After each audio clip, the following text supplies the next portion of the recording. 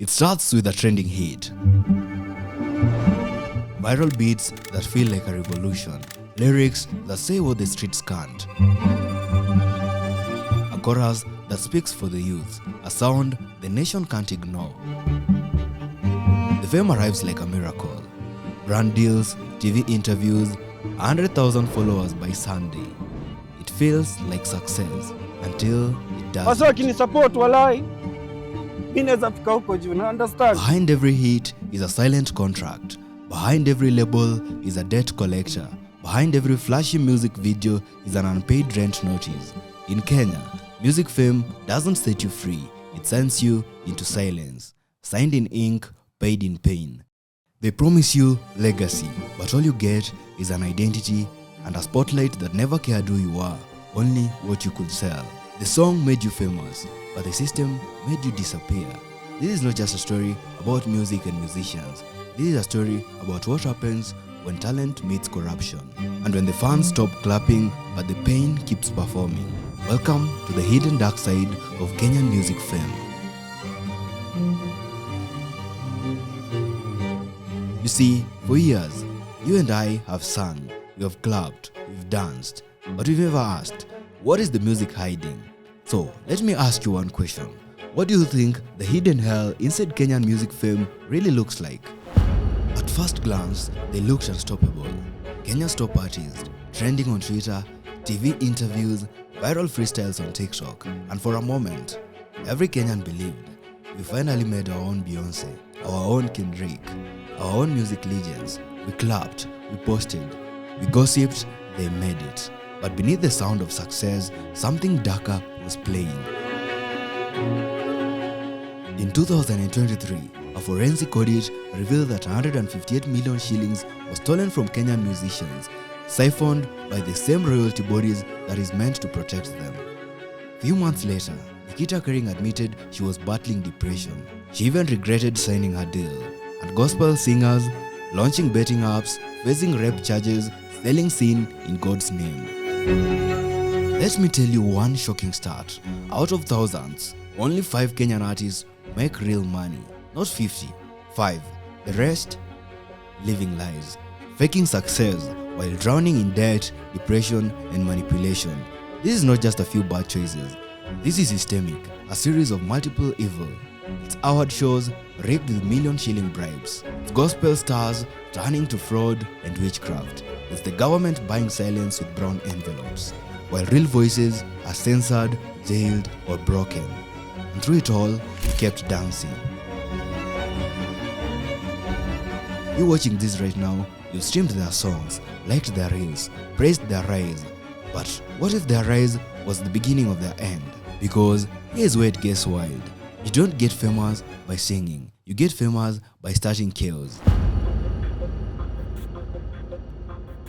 In today's world, attention is the currency, and in Kenya's music industry, controversy is the exchange rate. Forget talent, forget truth. You don't go viral by singing.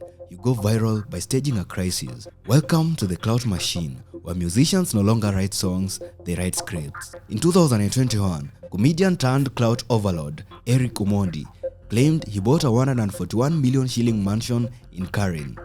Photo shoots, TV interviews, even a full fake pregnancy reveal with singer Miss P. Plot twist, it was all a promo for a single called Baby Shower. You can't make this up. Actually, they did. Then there is Willie Paul. Gospel gone secular, became a master of scandal drops. In 2020, 19-year-old influencer Shakila went live, claiming Willie Paul had slept with her. Willie Paul fired back, claiming that she was lying. The whole country turned in. Twitter combusted. Bloggers feasted. Weeks later, he dropped a new single. And suddenly, everything was quiet again. Was it real, fake, or just another stunt? Maybe all three. In this game, truth is just a setting on your fame filter. What about Bahati? It started like every heartbreak online does. Deleted photos, cryptic captions, fans crying they've split. For 2 whole days, Kenya's most famous couple faked a heartbreak. Until the new single, Taachana True.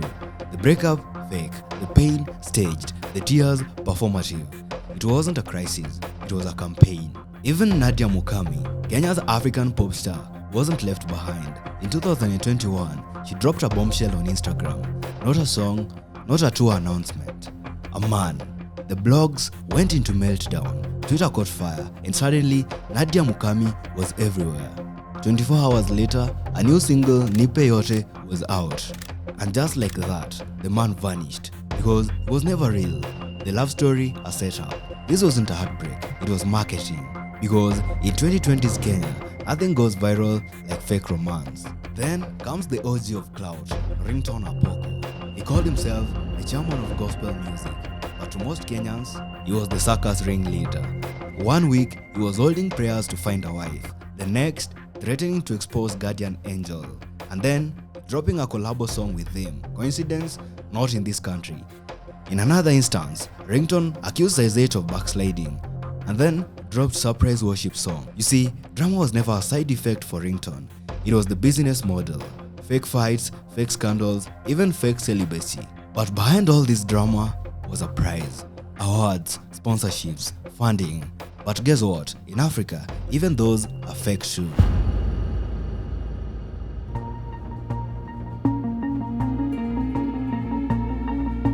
Every year, the red carpet rolls out, the cameras flash, hashtags trend, hashtag Afrima 2025, hashtag Groove Awards, hashtag Kisima Music Awards. And for a brief moment, it feels like validation, like talent finally won, like Kenya stars are finally shining. But look closer. Behind every best male artist trophy is a WhatsApp group, a brown envelope, and a bribe. Because in Kenya and much of Africa, music awards aren't won. They're bought. So how does it go down? Your award slots cost 500,000 Kenya shillings. That's what one label was told. Another was asked to fund the whole promo campaign in exchange for a guaranteed win. And the ones who spoke out, silenced, blacklisted, deleted. Willie Paul was once gospel's golden boy, but in 2019, he flipped the table. Boycotted the show, left gospel entirely. Today, he's secular, independent, and still controversial. But at least he's not pretending anymore. His crime, telling the truth. But his awards weren't for the music, they were marketing leverage. An Afrima win could get you a Nigerian tour, a Grove trophy, a deal with Safaricom, a Kisima award, government funding. And in a starving industry, even fake awards open real doors. She took a step back, reclaimed her voice. I went into music thinking it was about the art. I got depressed when I realized it was just a business machine. That was Nikita Karing to the Standard in 2023. She took a step back, reclaimed her voice, dropped less music, and spoke more truth. But that choice came with a prize. Want to be nominated? Hire a PR team. Spend 1 million Kenya shillings, book media slots, and then push promo. Want to win? That's extra. It's not about music, it's about marketing budgets. Because in this industry, honesty gets you blacklisted. One truth post and the phone stops ringing. So they stay silent, they smile. I'm fine. And then they walk off stage, knowing it was all staged. In Kenya, music awards don't celebrate music, they sell it. And for most artists, the price of winning is losing yourself. But what happens when the awards don't buy silence? When the government steps in and offers you something louder than the clout of trophies? What do you do when the system that abandoned your hood now hands you a check?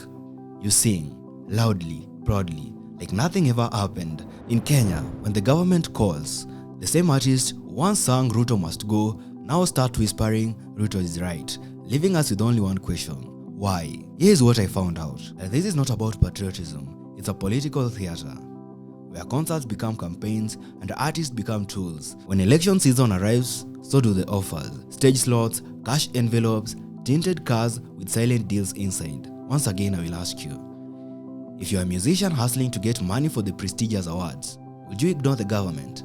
You are told you have to endorse us, we'll fund your next music video.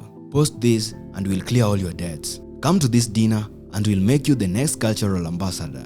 And just like that, the same artists who rapped about corruption and struggle are now soundtracking rallies and endorsing power. In 2022, Sauti Sol's music was used in a presidential campaign without permission. You see, that's wrong, but when they fought back, publicly, legally, what was the prize? Online hate, industry backstabbing, because in Kenya, speaking out is not brave, it's dangerous. I know you might be wondering, why don't most artists resist? because the system doesn't just silence them, it breaks them. And just when they're about to quit, a politician shows up with a mic, sing, smile, say something nice. Remember Mobutu Sese Seko? And just like that, you're back, you go viral again, but not as an artist, as a puppet. So you've made it, you've played the game, you've gone viral, you've smiled for the government, you've held fake trophies, but you're still broke. How is this possible?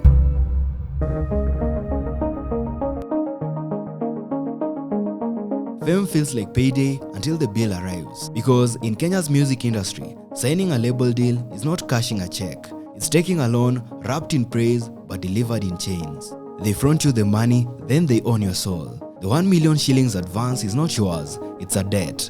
Every Uber, every hotel, every wardrobe change, and lunch date on set deducted. By the time your song hits 1 million views, you owe more than you've earned.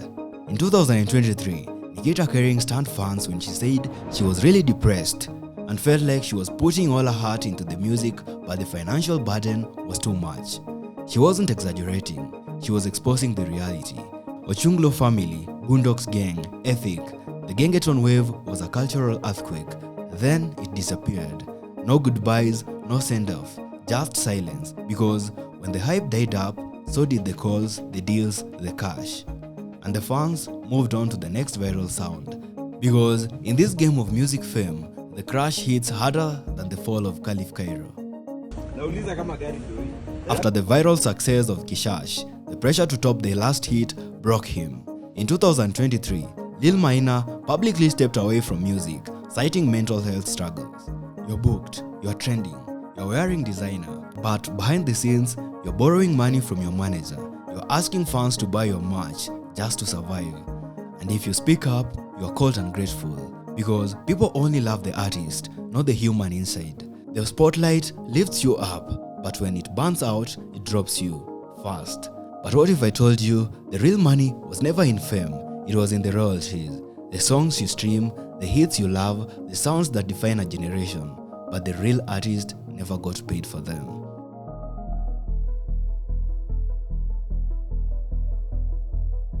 You streamed the song, you sang the lyrics, you danced to the beat, but the artist, they never saw a shilling. In 2023, a forensic audit dropped a bombshell.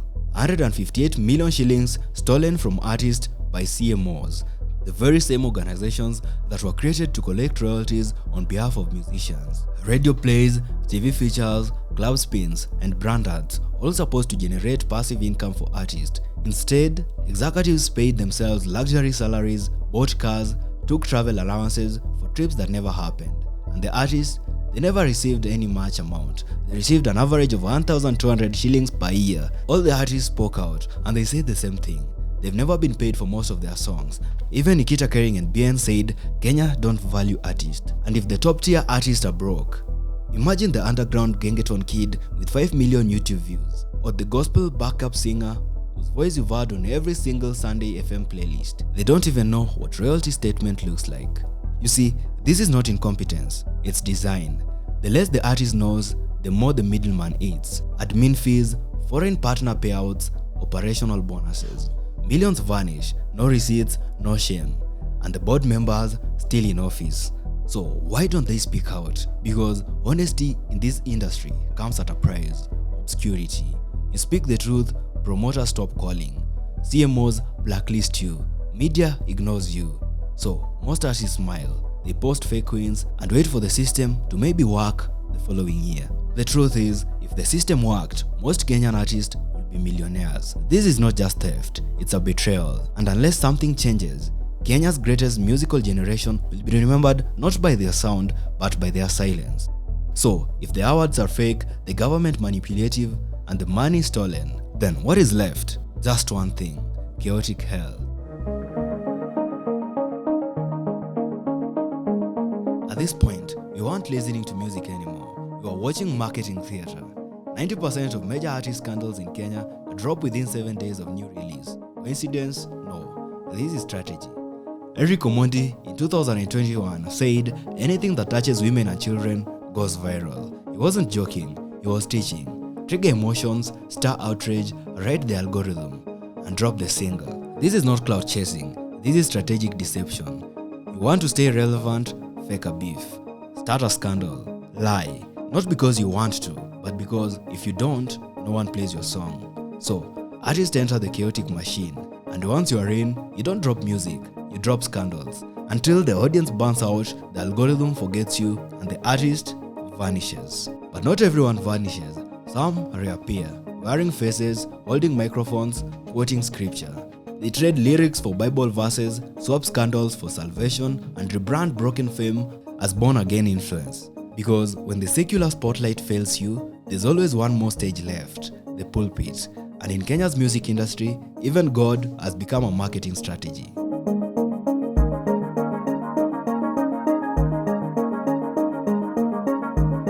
In Kenya, gospel music was once sacred. Songs that healed, voices that lifted, lyrics that brought peace to a hurting nation. But today, it's hard to tell the difference between gospel and deception, because behind the scripture-filled hooks is a playbook of deception, and some of Kenya's loudest gospel stars have turned faith into a funnel. He was once the golden boy of Kenyan gospel. Hits like Sitolia and Tam Tam filled the churches, weddings, and Sunday shows. But behind the scenes, a quiet rebellion was brewing. Then in 2019, he exploded. Gospel industry is full of pretenders, hypocrites, people using God's name for business. He walked out, went secular, but not before accusing Groove Awards for rigging, exposing fake pastors sliding into DMs, and threatening to leak what really happens backstage in gospel circles. The backlash was biblical, but he didn't care, because the real sin was not living gospel, it was telling the truth about it. Na wakani blacklist hadi kwa TV sikuwa nachezwa and stuff, wakisema sifanyi gospel, sifanyi nini na nini, and I was young. Nilikuwa na praise God njia yenye mimi msemi young ningempraise back. But he entered the game with tears in his eyes and a Bible in hand. Mama, Barua, Nikumbushe, all gospel hits that made him a household name. But then came the shifts, gospel to secular, church to campaigns, awards to betting apps. In 2022, he launched Bahati Tena, a gospel comeback right after dropping club bangers. But he wore the gospel cloak when it sold and shed it when the votes came calling. He's preaching Jesus in the morning and selling gambling by night. Bahati didn't lose faith, he marketed it. So, what do you do when the sacred becomes strategy? You get a gospel industry where Jesus is name-dropped like a sponsor, faith is weaponized to silence critics, and artists baptize their lies in Bible verses. This is not Christianity music anymore, it's commerce. And the ones who tried to stay true, silenced, forgotten, underpaid. Because in this industry, fake holiness sells better than humble truth.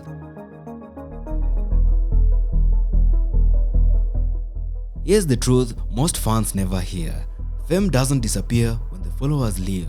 It lingers like smoke in the lungs, like a spotlight burned in your retina.